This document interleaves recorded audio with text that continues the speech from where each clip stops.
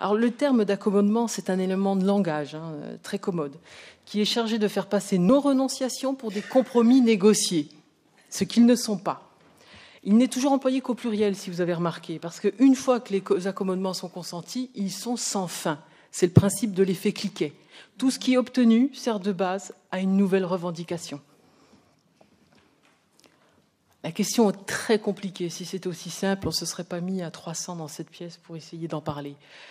Je comprends bien la stratégie pour le bien commun, le faute de mieux, le en attendant, le bon sentiment de dire c'est l'étape nécessaire pour que ces gens rentrent dans la modernité. Moi, j'y vois de la condescendance et du mépris. Par exemple, soyons précis, les filles portant le foulard à l'école, si on ne les laisse pas le porter à l'école, elles iront toutes dans l'enseignement confessionnel communautariste. Gardons-le là. C'est faux. C'est faux dans le raisonnement, tout simplement parce qu'il ne s'agit pas d'un vêtement culturel.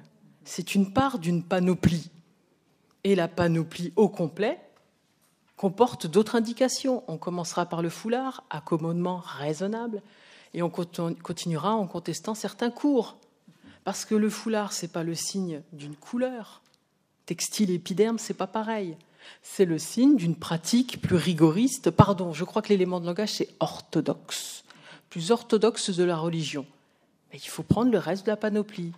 Refus de participer aux cours de sport. Il y a une explosion des certificats d'allergie au chlore. C'est un problème de santé fondamental, je vous le signale. Refus de la mixité.